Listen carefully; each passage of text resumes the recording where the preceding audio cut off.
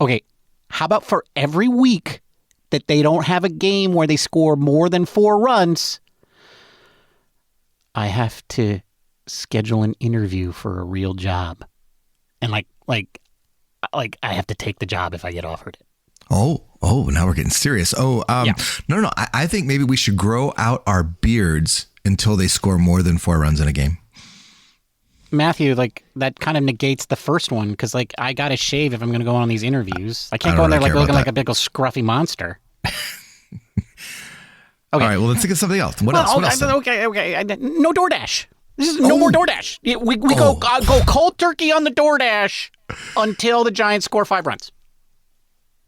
How about we don't shower until they score 5 runs? Yeah, that's probably better. I mean, I barely shower as it is. You know, like, all I do is hang out here in my closet most of the time. It is pretty ripe in here, I gotta say. Maybe this is not a good idea. Okay. Maybe something else. not a good idea. All right. I got a great one. Okay.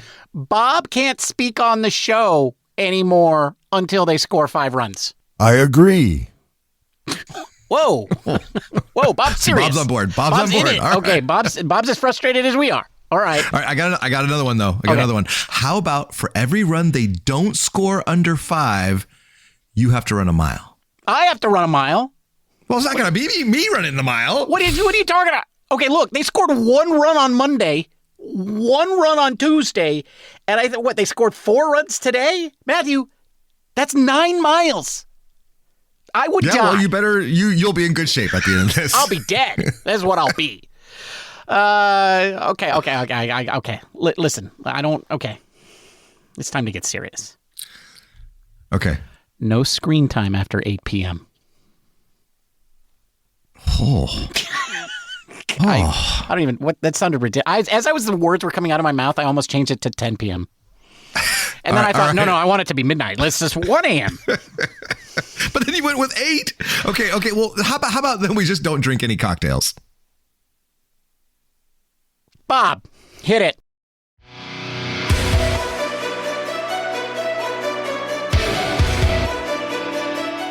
Welcome to Giant Cocktails, where the losses hurt, but the cocktails help. Here are your hosts, Ben and Matthew Henry.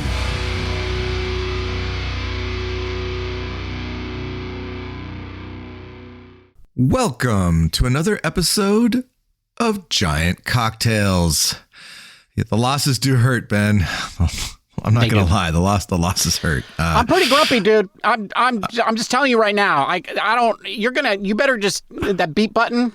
You're gonna have to be on the beep button. Oh, okay. Yeah, because okay. I'm pretty fucking pissed off. Oh, damn! Already? Right off the fucking gate. Oh, okay. All right. I've already had like 2 drinks, so that's where I'm at. Well, maybe that's my problem. Well, I just started drinking. Maybe by the end of the show, I will stop fucking swearing. Jeez. All right. Well, Ben, today we are on episode 296. Did you know, Ben, that Joe Nathan had a 2.96 ERA while going 12-4, all in relief, in 78 appearances in 2003 when the Giants won the National League West with a 100-win, 61-loss record. And they traded him for A.J. Pierzynski with Boof Bonzer. One of the greatest names of all time, man. And Liriano? Yeah, it was like, that was a lopsided trade because nobody thought Liriano was going to be great. And the Giants kind of just threw Joe Nathan as an afterthought. Like Boof Bonzer was the big piece. And all of that for A.J. Pierzynski. God, I love Joe Nathan. Yeah, I did too. Yeah, and Pierzynski, man, it's like he sends chills down my spine every time I hear that guy. Yeah. And now Joe Nathan is the best closer in Minnesota Twins history. Enough with the banter. Let's talk cocktails. I don't know that I would call that banter, Bob. It was more just commiserating. He was commiserating. It was just like, and I don't know. Matthew picked a one to just really. We might as well just talked about the 1993 Giants. Hey, it's not my fault that the Giants got swept in a series before our 296th episode. Okay. No, it's Bob Melvin's fault. It's Mike Yastrzemski's fault. We're gonna figure out whose fault it's John it is. Hooley's fault. Oh man, that's right. I said it again. I said it again. Man, the Hula Gang's gonna come after you again. Whatever. What are you drinking, Matthew? Thank you, Bob. Thank you. Bob, I'm drinking a cocktail that I put together tonight that I'm calling a Gentleperson Sour. Originally, it was Gentleman Sour, and then I realized that was, kind of that wasn't really inclusive of a title, and so I changed it to Gentleperson Sour. It's a little bit of a mouthy. There's a lot of words involved in that, but that's what I'm going with. I'm drinking a Gentleman's Sour. Tell you all about it at the end of the episode. What are you drinking, Ben? Well, I like how you changed the name and then you misspoke and you just called it what you originally called it anyway. I'm drinking a doctor's office lollipop. Yeah, I'm not going to let you go back and fix that. I'm drinking a Gentleperson Sour. Well, I'm editing. I can do whatever I want. Yeah, fine. I'm drinking a doctor's office lollipop because I'm cranky and I needed a lollipop. And yes, it's overly sweet and gross, and I don't care. Did you make up this cocktail, or I is this something you? I made it up. And you called it the Doctor Office's Lollipop? Doctor's Office Lollipop. Yes. Okay, well, I'm looking forward to hearing more about that at the end of the episode. I hope it's boozy. Well, yeah, of course it's boozy. It's also got a lot of sugar in it. Okay. All right. Well, today, folks, it's Wednesday, May 28th, as we record this podcast. May 28th, otherwise known as Barry Bonds' Bases Loaded Walk Day. That's right. National holiday. It would have been even better day if the walk hadn't worked. Well, yes, it would have been. But, I don't think the reason why the walk happened was because it was Brent Maine hitting behind him. Who hit a very sharp, hard-hit ball to right field. Yeah, I did. I did see the replay today, and I was like, that wasn't a sure thing. That wasn't a sure thing. So, yeah, I agree. Brent gave it the old college try. Yeah, he's no Barry Bonds, though. What are you gonna do? No, but it worked, and it was the right move. It was. I would have walked him. Yeah, with Brent Maine hitting behind him, of course. Yeah. Yeah, was it Showalter? Is that who did it? Yes, it was Buck Showalter for the D-bags. Showalter just had enough of Barry Bonds. He was like, all right, I have enough of you. I'm not going to let you beat me. And he walked him with the bases loaded. I'm trying to pull up the box score now just to see what was happening there. Barry was pinch hitting. He had come in as a pinch hitter in the game playing, I guess he'd had the day off, and then he was pinch hitting for Chris Jones. No respect for Chris Jones. Yeah, man. I know. But I don't think he was pinch hitting in that at bat. I think he had entered the game at bat earlier. Brian Johnson had left the game, and Brent Maine was pinch hitting. Had pinch hit earlier in the game and drawn a walk. So that's why Maine was hitting behind Bonds, was because Barry had entered the game as a pinch hitter in the 7th spot, and Maine came in to the 8th spot. I think at the same. No, later. So this was an intentional setup. It wasn't the most. It doesn't look like it was the best way to. I don't know what Dusty was doing here. I don't know. Well, anyway. Doesn't take away the fact that the Giants were 0-3. No, can we just talk about the Barry Bonds bases loaded walk-off show? Let's just do that. It's a national holiday. We'll just talk about it. We'll break down this game. We'll go through the play-by. It was a bad game. They lost. But it was, I think I'm over it because it was 27 years ago.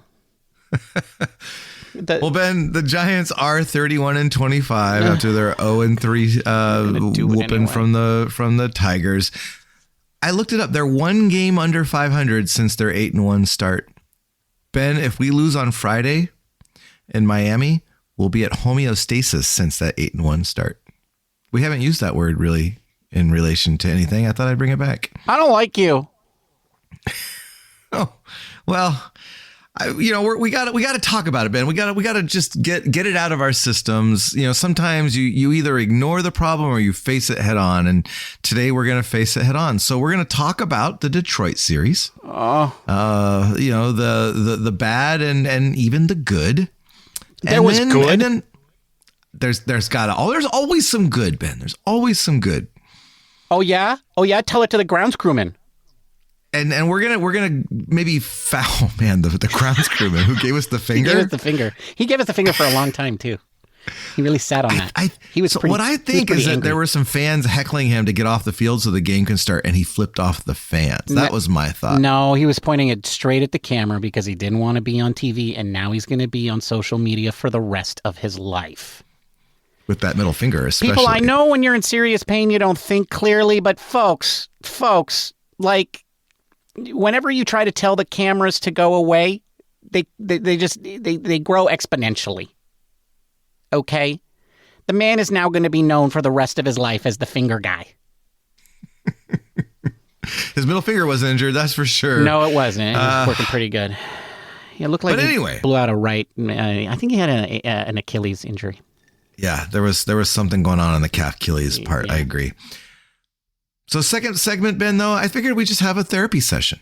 We would just, talk about our feelings and how things are. Okay. And maybe we could even talk about some reasons why we believe what we believe. Okay, that the Giants are going to be good, for example. Do we believe that? Is the Giants are going to what?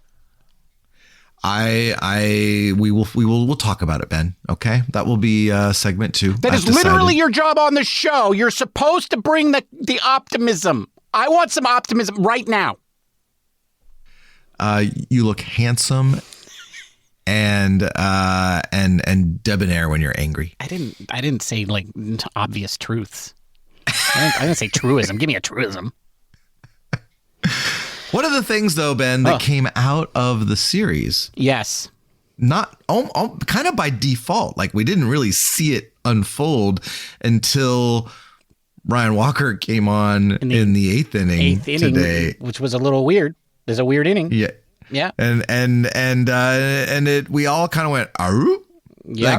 Like, okay. And even on the broadcast, they were quick to point out that, hey, I think this might mean that Camilo Doval is the closer. Yep. And Bob Melvin confirmed it after the game today. Yep. We have a new closer, Ben. Camilo is rising. Bob, what about Camilo?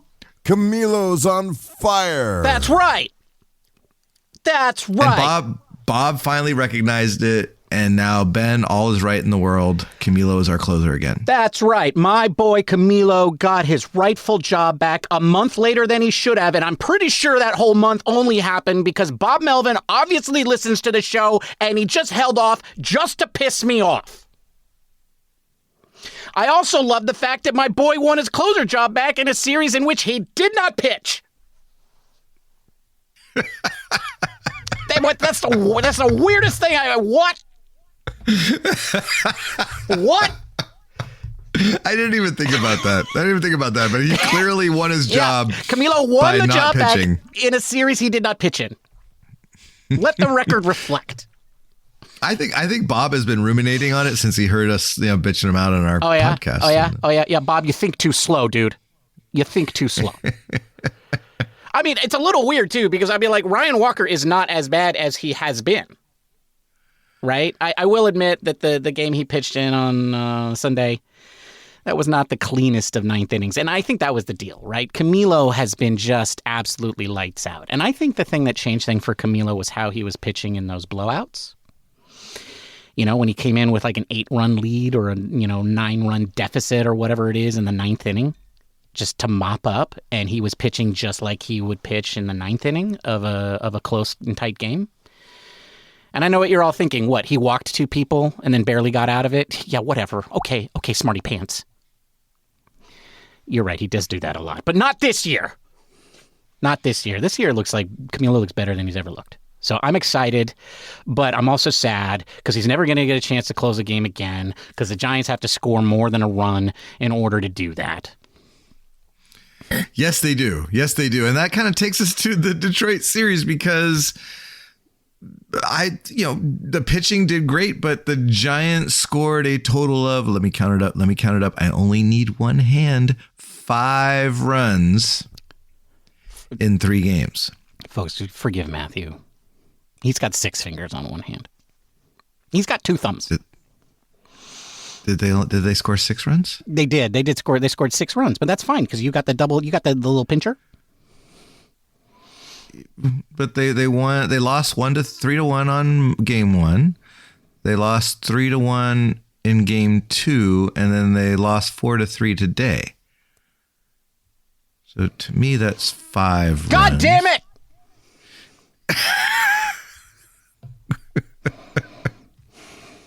I thought they scored 4 runs today. Oh, no, Ben. They did not score 4 runs. You know what that means? You have to run more miles. You have to run more miles. A mile. That's 10 miles I have to run. I don't even know what to say. I mean, game 1, Caca.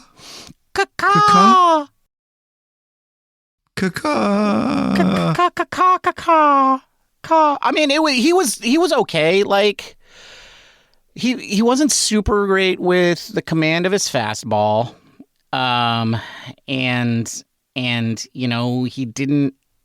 Eric Miller didn't get him out of a jam. I'm not blaming Miller at all, but that could have gone a different way. But he didn't look awful. The thing is that what the Tigers did, Matthew, is they took advantage of their opportunities when they had them. Because, some baseball teams do that. Yeah, today's game, Sunday's game, it was 1 run. I mean, 1 inning where they, a Matt Chapman boot, and then boom, it was all downhill from there. That's right. So I think Hayden did fine. I think he did fine. It was not a Rupian start to the game, but it also was not a Rupian finish. No, it was not. Yeah, it was not. Yeah, I feel good about this start. I'm looking forward to the next one. Me too. He didn't do anything to really, have any concerns. It was the offense that was concerning, right? And they gave Ramos the day off that day. Because, we're going up against Montero, who, right? I mean, we weren't. Yeah. The good thing about facing the Tigers right now is we didn't have to face Screwball. Screwball.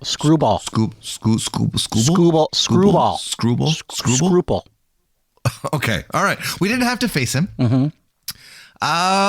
But then they went, he had a bad split against lefties. So we put all the lefties in there. And what did they do? They went 0 for 7 with a walk. I don't know if there's anything else we could say about only 1 run. I mean, they're just, Montero looked like it could have been Scooble for all I know.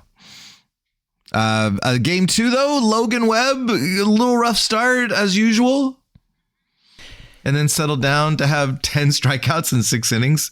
Gave up 7 hits in 6 innings, though. That's 7 hits and a walk.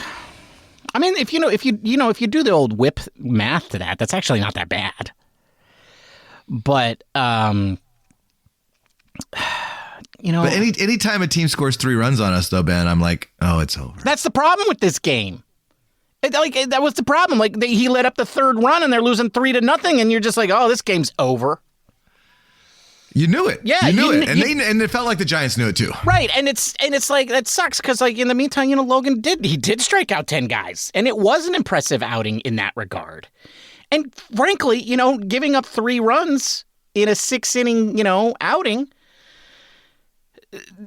that's decent. Is it great? No, but it's good enough to win, especially with our bullpen. But not right now. Not right now. It was just depressing, man. It's just depressing. It's just depressing. But you know what? I was okay with it. I was okay with it because I was like, okay, look, the offense is struggling.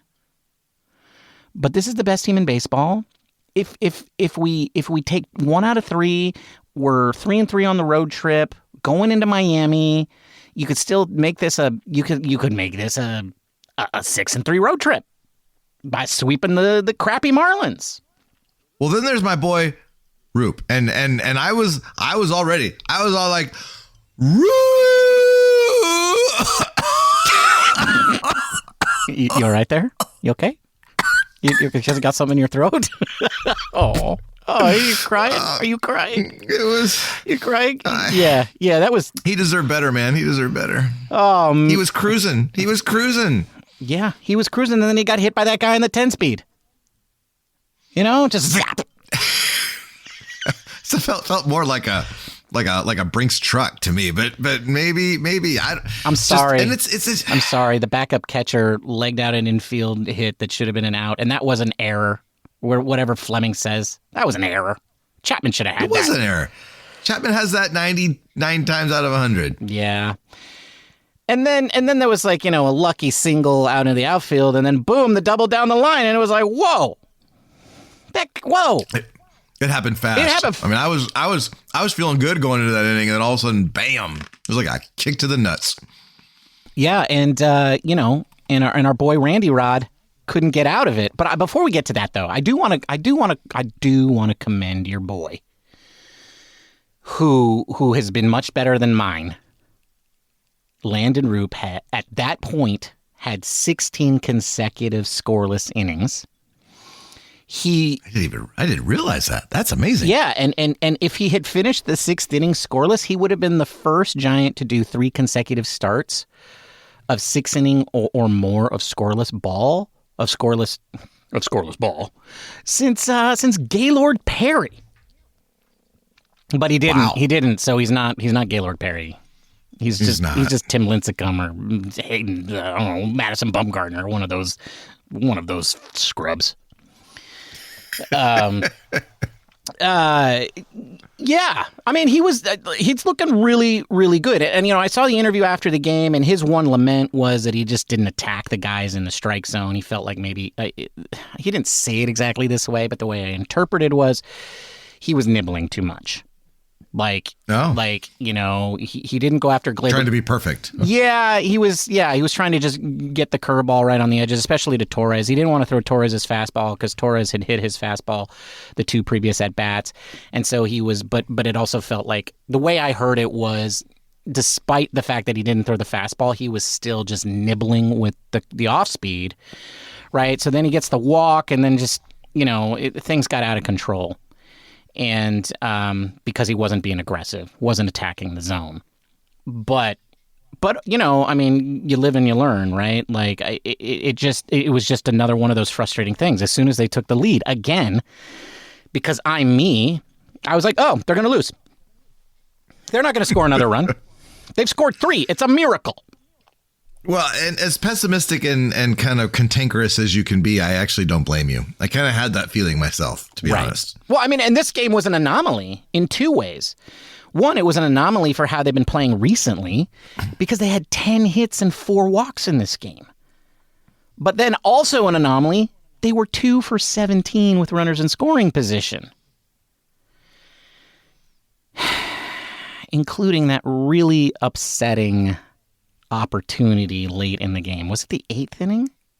Yes, it was the 8th inning. Runners on 2nd and 3rd was it no outs? It was no outs. 2nd and 3rd after Willie Adames. You could tell the boys are pressing.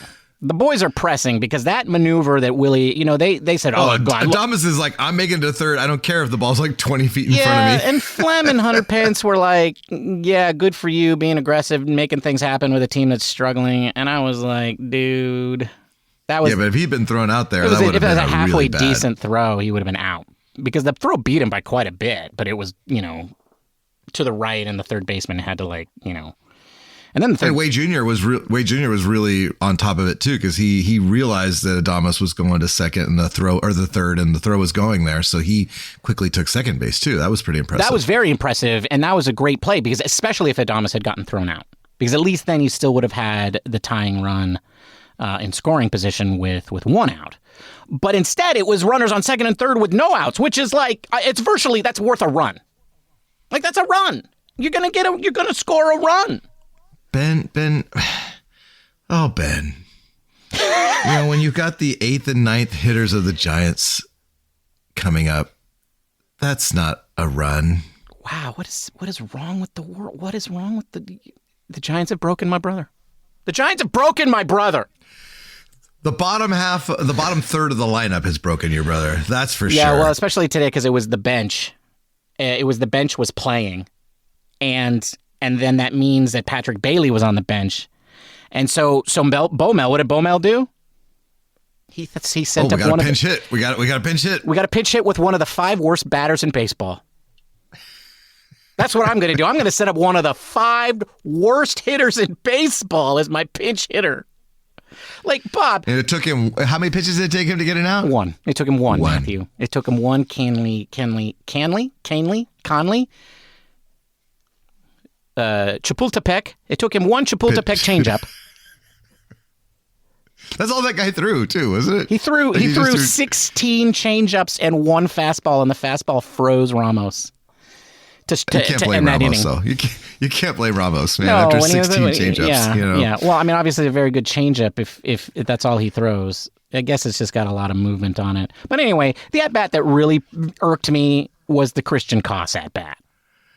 Well, you got to wonder if he was up there bunting himself. Now, I was actually feeling kind of confident because Koss has actually done really well in those situations. He's done really well. He was hitting .472 with runners in scoring position before that at bat. But he went up there with it looking like he was not looking to even get ahead. No, he was going to bunt. He was going to bunt. Yeah. He was going to do like a safety squeeze or whatever. And I don't know if that was Beaumel. Beaumel is pressing. Right? Beaumel is feeling it. Right? If that was Koss, then yeah, that's a young guy pressing. It was just that was the wrong choice. That was the wrong choice. Like, I think it was the wrong choice to send up Bailey. I think it was the wrong choice to have Koss bunting. Like, but at the same time, was I surprised? No, I was not surprised. Just because of the way they're playing, and clearly that was the right thing because you were not surprised either. So it's not just me and my cynicism. This is the way their offense is going right now, and it's so sad because the pitching is so good. So good. In fact, today was great. I mean, the Giants struck out 16 Tigers today. That's crazy. Roop struck out 7 in his 4 innings, and Tyler Rogers struck out the side. I saw that. That was amazing. He was really close to an immaculate inning there. Like, I mean, that was pretty impressive. Yeah. And they even struck out that guy, that a-hole who was catching everything in the first 2 games, Green. I hate that guy. Yeah, he got the diamond sombrero. Now remind me, how many is that again? Because you screwed that up last time, and now I'm all confused. 4 strikeouts. It's the the platinum plated diamond golden sombrero. Got it. Got inflation. It's 4 strikeouts is what it was. It was 4 strikeouts. That's probably what I should just say from now on, since I don't actually know what those mean. Okay. Since I've proven it. Let's wrap this up. My takeaway, Ben, and this might become as a shock to you. I don't think the Giants are as good as the Tigers. I agree. I agree.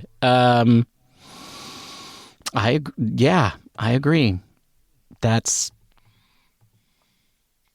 it. That's all I have to say. Oh, okay. Well, maybe instead of dwelling on the Tiger series, we just need to kind of have a little therapy session. And I know I know you are a big advocate of mental health. I think everybody, you practice it yourself, and I have been known to practice it as well. I'm not currently seeing a therapist, but I have for many years. Oh, this will be good though. Okay, so you know what to do. So I do know what to do, and so I thought we could just talk it out. Okay.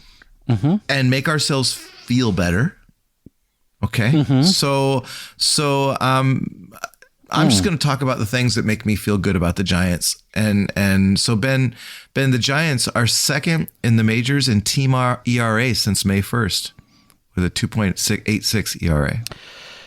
Okay. So the way that I usually do the therapy, Matthew, is that I just like I acknowledge my feelings and I get in touch with my emotions, right? And so it's not about making yourself feel good. It's about understanding why you are where you are, and so that's what I'm gonna do. Okay, so what does that mean?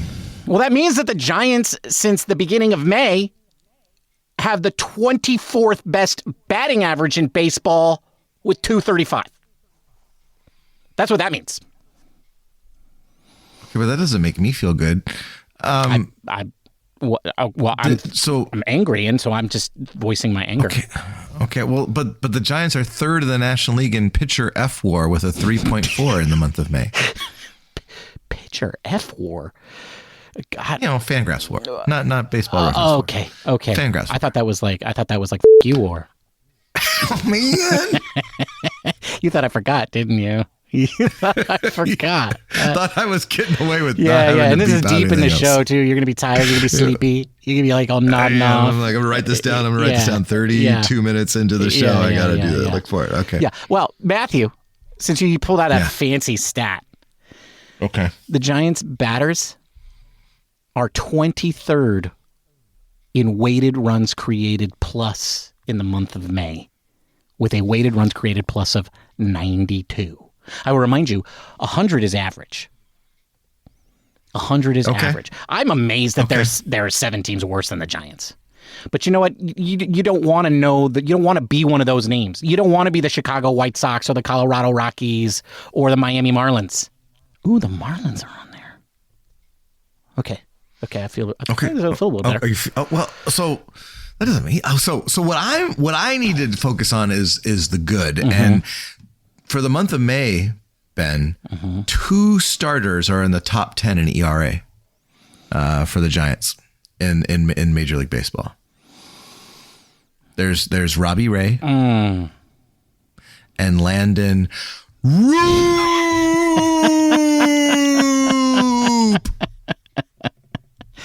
That's pretty good. That's pretty good. 2 pitchers in the top 10, Ben. ERA.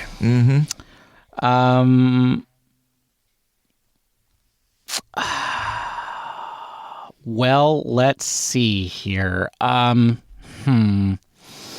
What stat was that? That was ERA that you went with? Yes, for the month of May.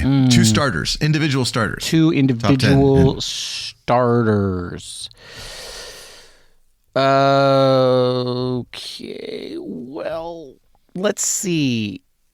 The Giants had 2 players that combined for 29 plate appearances, where one of them had an OPS of 507 and one had an OPS of 0 in the month of May.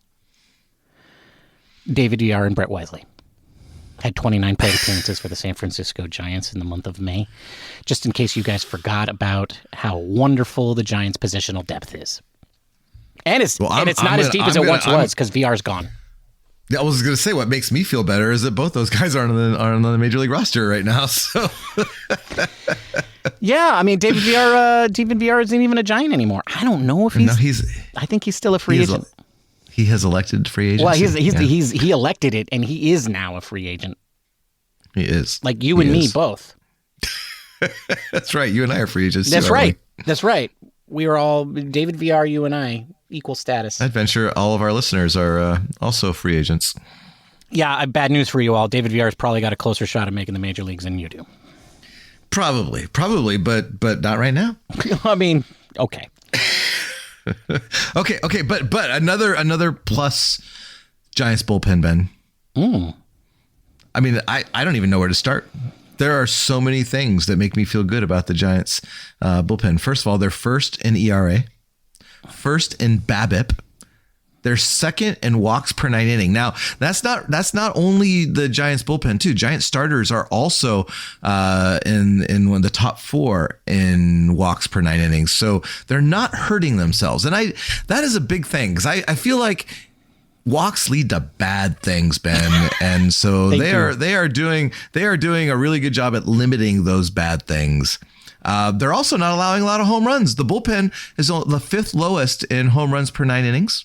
at .68 home runs per 9 innings. And then here's an interesting one. I don't know what it really means other than that we have guys that can throw fast, but we're first. The bullpen is first in four-seam fastball velocity. Wow. Wow, Matthew. I feel like you had to go deep into the StatCast stats to get that one. It was just staring at me. The bullpen is the first. Wait, what? So so it's the bullpen. It's four-seam fastballs, and it's velocity, and they're the best at it. Yes, they throw really hard, Ben. Okay, all right. We have the hardest throwing bullpen in baseball. Of four-seam fastballs. Sure. Right. Okay. Yes. That's pretty good. I'm a little jealous, Matthew, because you whipped out this whole Giants bullpen thing, and I got to tell you, you know what? The Giants hitters are not that bad. There is nothing that the Giants do on offense that is as bad as our bullpen is good. And I suppose that's good news in and of itself. That is. You're now sitting in my therapy session. I like that. Wait, what? You're sitting in my therapy session now. I thought you were my therapist. I thought you were the therapist and I was getting the therapy. Well, I thought we were just like there was some imaginary therapist that we were just venting to. An imaginary therapist? That's not how what? It is imaginary. Did you think this was like couples counseling? Like we're a couple? Is that what you thought? Well, you thought we were like a couple and there was like an imaginary therapist that was like gonna then get in the middle of this?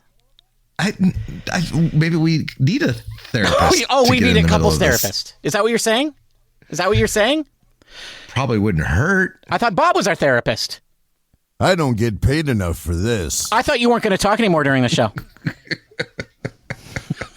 Are you drunk? All right. I don't know where we're at, but I'm going to keep talking about the starters. Okay. So I talked about the bullpen. The starters are third in the National League in WAR.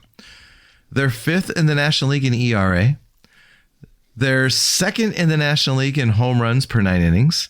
They're fourth in the National League in strikeouts per 9 innings.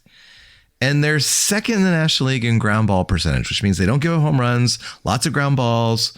Bad things happen when hitters hit it on the ground more often than not. At least the best thing doesn't happen when they hit it on the ground.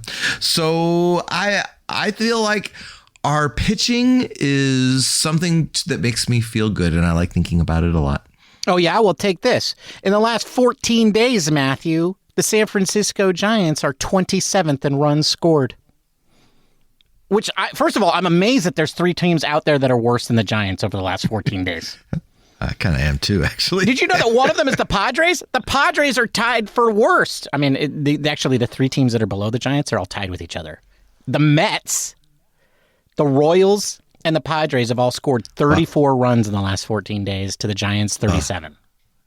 See, I wouldn't have guessed, although the record indicates so, because the Padres have played just as poorly as the Giants in terms of record. That's why they're only a game behind the Padres. All right. Well, but you you want to talk about hitters? I'll talk about hitters. Fine. Elliot Ramos has a 162 weighted runs created plus in May. Wilmer Flores has a 138 weighted runs created plus in May. Lamont Wade Jr., the guy who couldn't hit himself out of a paper bag earlier in the season, has a 102 weighted runs created plus in the last 2 weeks.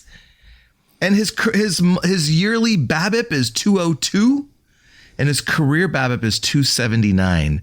So I feel like there's some opportunity there. But maybe the biggest news about our hitters, Ben, the biggest thing that keeps me happy is that Bryce Eldridge is hitting 292 with a 364 on base and a 509 slugging for the Flying Squirrels. Just waiting any day for him to be promoted to Sacramento. See, that's what a therapist. That's what a good Buster. Bryce needs to go to Sacramento. Agreed. See, that's what a good therapist does. I've got bad news for you though, Matthew. I'm gonna first of all on the hitter stat side, two of the best 3 hitters over the last 14 days on weighted runs created plus for the Giants, minimum 10 plate appearances. Well, number 2 is Wilmer Flores, but your best hitter for the Giants has been Casey Schmidt, and your third best hitter has been Sam Huff. And if that doesn't tell you how bad things are going, nothing will. And also, that vaunted bullpen of yours, no team is worse at letting inherited runners score with 43%. Booyah. Go to bed all right. with that knowledge. Well, that last stat actually tracks because people have been singing Randy Rodriguez's praises, and they've asked a lot of him because he's done a really good job with what he's been given, but he's actually allowed a lot of runners to score, and I don't know how many there are off the top of my head. It's 8, but I can tell you that it was a lot. Well, I don't. Did he pitch today? Did that happen today? He did. He did, and he let 2 score. And he gave up 2. Yeah. So it's 10. He was 1 strike away from getting out of the inning, and then the hit to left field scored 2 runs. It's 10, which if everybody else stayed even would put him into second place. Only one pitcher has allowed more inherited runners to score than Randy Rodriguez, but that is because nobody has entered with more inherited runners than Randy Rodriguez except 2 guys. Okay. So Randy Rodriguez allows 47%-ish of his inherited runners to score, which is a lot. That's a lot. It's way above league average. But most of the time he comes in with nobody out and the bases loaded. Right. Exactly. Yeah, thank you, Justin Verlander. Hurry back. But yeah, also the young guys have put him in those positions too. So, Roop. Yeah. I mean, like, when you put a guy into a situation like that, he's going to let a lot of them score, but yeah, no, the Giants pitching staff, not good at that stat. They're the worst in the league, in fact. Interesting. Okay, one last stat, though, for you, Ben. Mm-hmm. The Giants are 31-25. National League West isn't running away. No. We're still right there. So if you had asked me 2 months into the season, the Giants were 31-25, would you take that record? I would have taken it in a second. Yeah, and we've seen this offense play better. And we know this pitching is always good. So, like, we need the offense to come around. We need the offense to come around. Bomel, no more Christian Cos-Bunting. No more off days for Elliot Ramos. Ever. Never again. No more off days. No more off days. Yeah. And Jung-Hoo, if you could do the superstar thing again, that everybody's giving it to you. Everybody's giving it to you, but not me. I can see that the whole like 220 batting average in the month of May. Can we up that a little bit? Just up it. All right. Upcoming opponent, Ben. We're playing the Miami Marlins, who are last in the National League East with a 22-32 record. They are 5-5 in their last 10. They have a negative 76 run differential. And home, they're 13-15. And they're only 10-20 against teams over 500.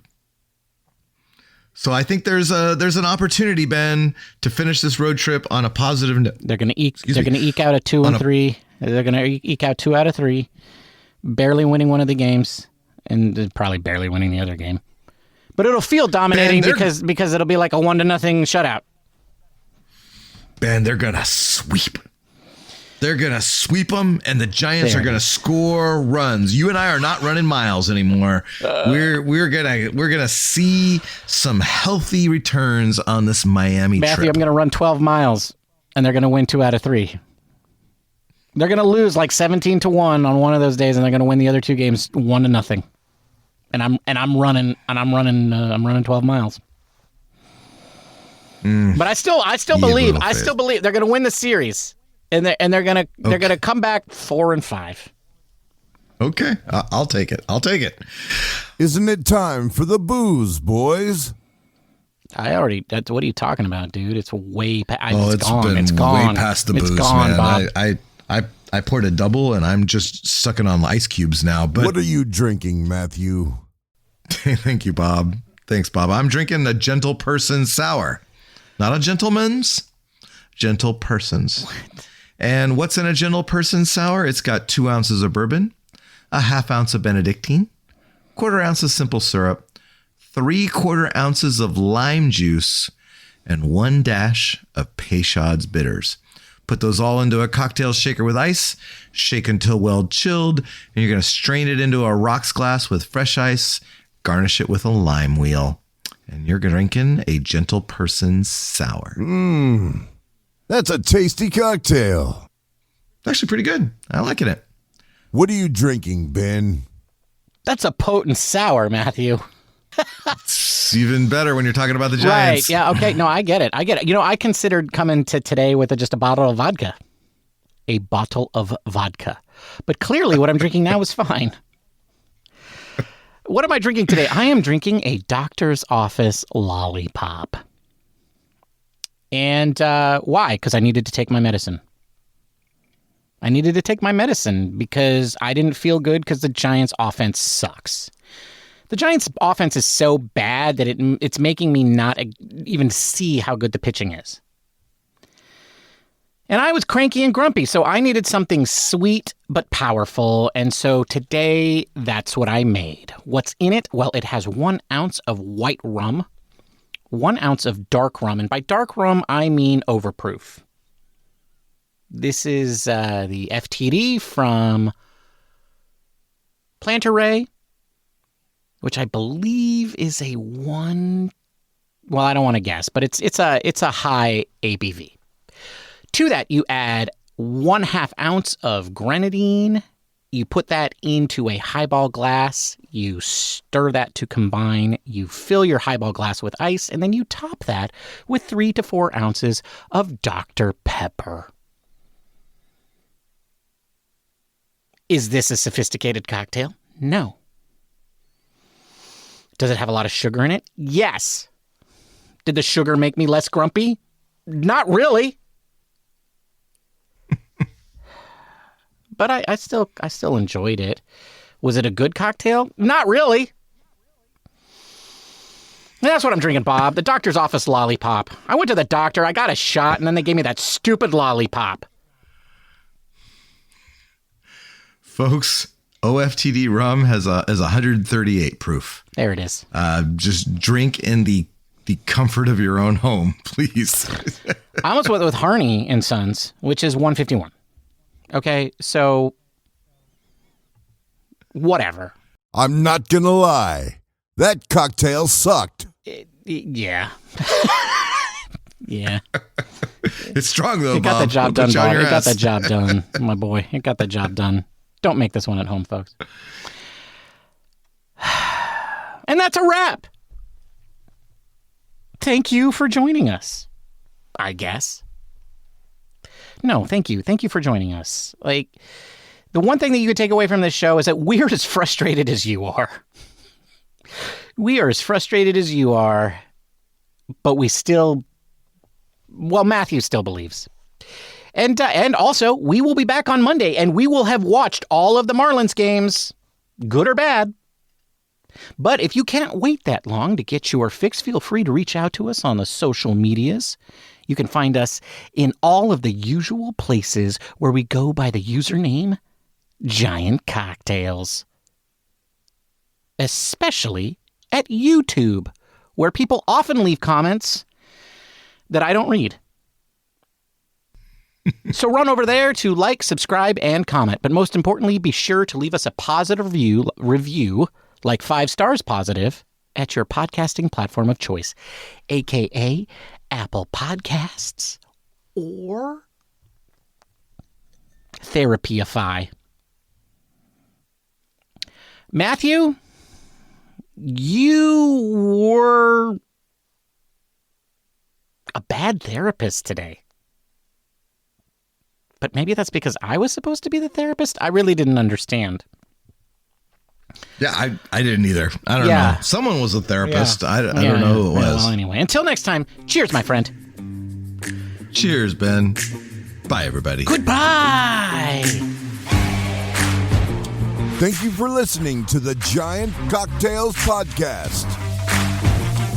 Until next time, bottoms up.